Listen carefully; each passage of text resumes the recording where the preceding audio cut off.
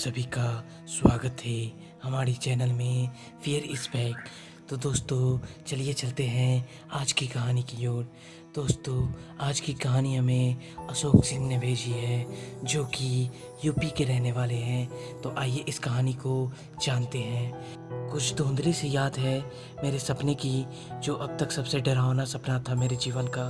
रात का सन्नाटा, तेज हवा साए साए करके चल रही थी और मैं बेफिक्र कदमों से बढ़ी जा रही थी, अनजान खतरों से बेखबर।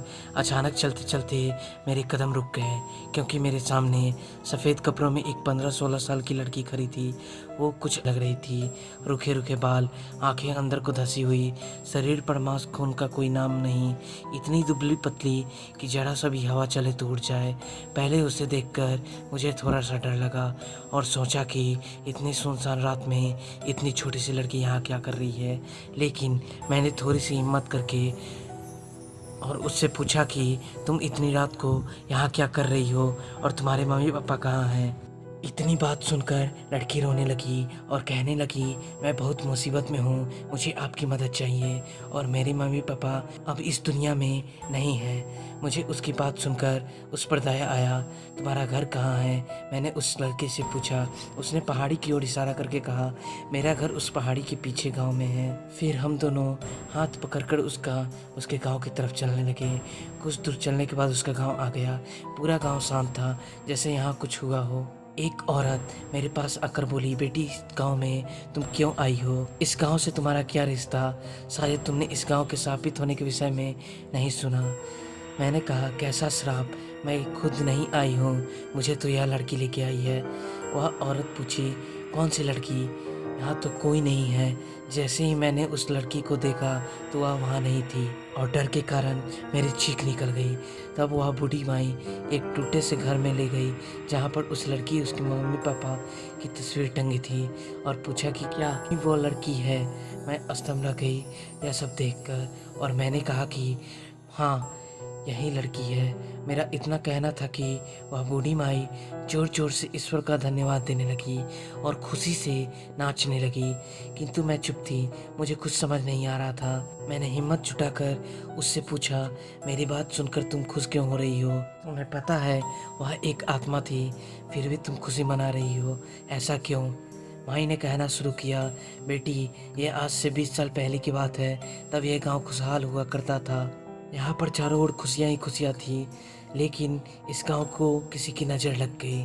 उस पहाड़ी पर एक गुफा है, जिसमें एक औरत, जिसके नाखून और बाल लंबे लंबे थे, वह धीरे धीरे करके इस गांव की सभी बेटियों को उठा कर ले जाती और उसका खून पी जाती है और उसको मार डालती है। यह लड़की जो तुम्हें यहाँ लेकर आई है, यह इस गांव की आखिरी लड़की थी। एक रात हमारे गांव में एक साधारण से दिखने वाले एक साधु आए और हम सबके उदास चेहरे देखकर हमारे दुख का कारण पूछने लगे। हम सब ने उनसे अपना दुख का कारण बताया। वह सब कुछ जानने के बाद उन्होंने कहा कि जो लड़की सबसे बाद में उस औरत का शिकार बनी, उसको अभी तक मुक्ति नहीं मिली है। उसकी आत्मा ऐसे ही घूम रही है, तो उससे क्या होगा? बाबा, हम सब ने पूछा।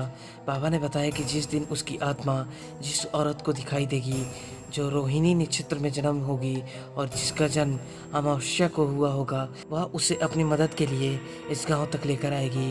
वही औरत उस चुड़ैल को समाप्त कर सकती है। लेकिन मैं कैसे अंत कर सकती हूँ? मैं तो कांपते हुए पूछा, मैं एक आम औरत हूँ।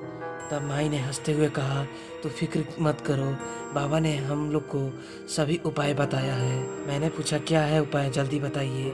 माई ने बताया कि जब तुम उस औरत के पास जाओगी तो पहले वो तुम्हें मारने की कोशिश करने लगी, लेकिन तुम्हें घबराना नहीं है।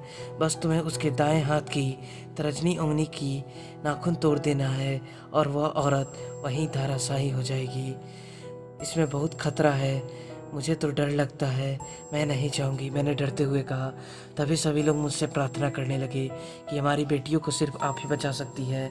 आज तो इस गांव की समस्या है, आने वाली इस पूरे देश की समस्या फैल जाएगी। उनकी बात सुनकर मेरा मनोबल बढ़ गया और मैं उस गुफा में जाने के लिए तैयार हो गई। मेरे साथ पूरा गाँव चला। जैसे ही मैं गुफा के पास पहुंची तो दिल दहलने वाली आवाज़ हुई और देखते ही देखते मेरे सामने एक भयानक स्त्री खड़ी हो गई। उससे भी भयानक जो उस माई ने बताई थी। मैं अंदर तक काँप रही थी। मुझे देखते ही उस औरत ने मुझ पर हमला किया। किसी तरह मैं उससे बची। फिर उसने मुझे अपनी मुट्ठी में उठा लिया। मैंने भी अवसर का लाभ उठाया और उसका तर्जनी उंगली का नाखून तोड़ दिया। नाखून टूटते ही वह औरत ज़मीन पर धराशायी हो गई और सबने मुझे कंधे पर बैठा लिया। उसी समय मेरी आँख खुली और मैं इस सपने के विषय में सोचने लगी कि आखिर इसका अर्थ क्या है। मैं सोचने लगी कि यह सपना था या सच था। मैं अभी तक ये कंफर्म नहीं कर पाई। तो दोस्तों, यह थी अशोक सिंह की द्वारा भेजी हुई एक सच्ची घटना। अब हम फिर मिलते हैं अपनी एक अगली सच्ची घटना के साथ। धन्यवाद।